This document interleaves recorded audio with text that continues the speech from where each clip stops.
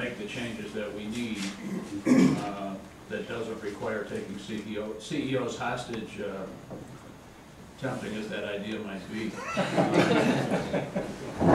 One of the things that... Now, I'm going to ask an embarrassing question. You introduced yourself to me, and I forgot to write down your name. That's all right. It's Jim Robinson.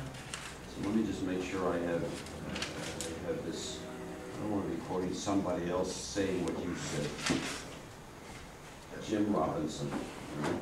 And I'm the district suppliers, but I don't see this turning into a larger event. It seems to be anger here. And I'm wondering, and I'll just add one other thought, but I'm wondering what happens next if you don't, because the steel industry is going to be shut down for a while, given that, not because the U.S. Steel wants to be shut down, but because the demand is so bad. What happens next? What do you do next? Lou, I know you want to get other comments, but I feel like a rat in a cage here trying to bite my tongue. If you don't mind. No, I can't stop you.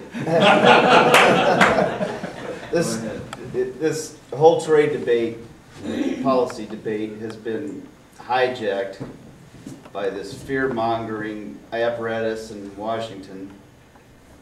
And I'm trying to speak slowly so you can get all this.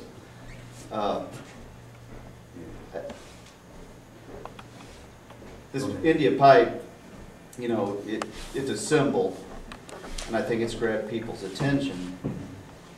But our members have been educated for years, as Jim was talking about the obligations that have to be met.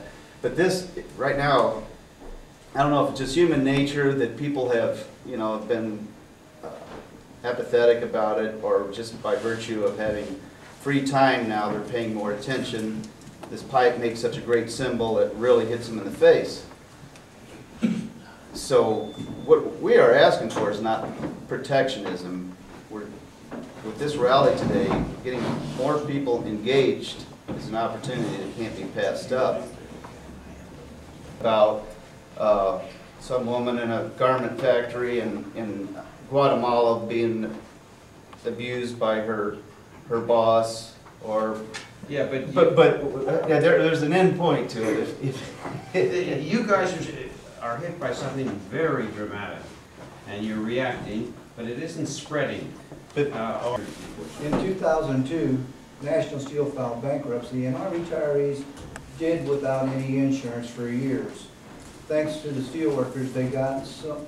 National Steel retirees did get their insurance back, but the government took over their pension, and we're worried about if more and more manufacturing goes down the drain, what happens to the PBGC?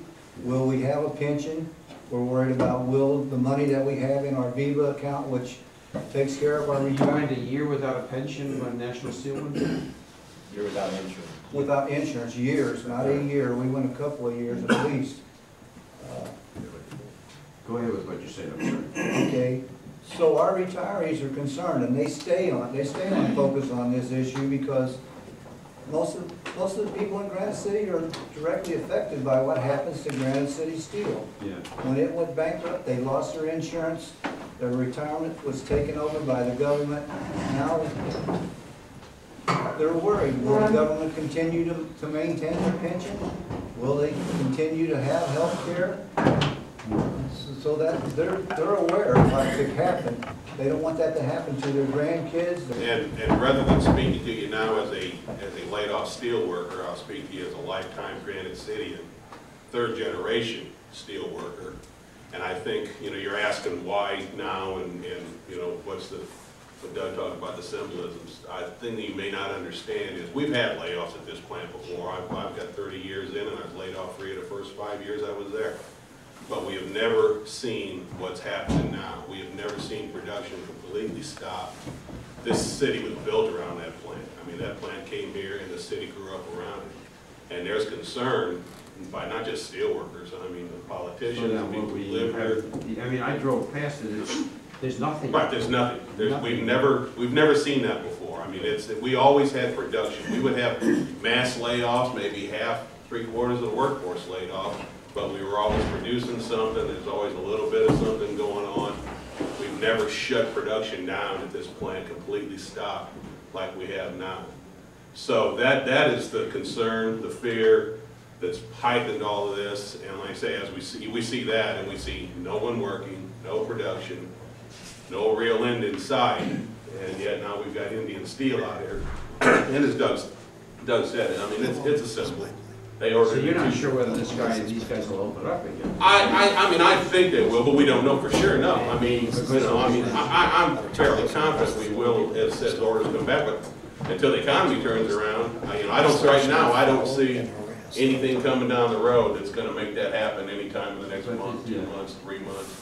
I mean, I don't really believe that we're shut down for good. I do think we'll start back up, but who knows when and how long people can hang on till that happens. And that shutdown, that utter shutdown.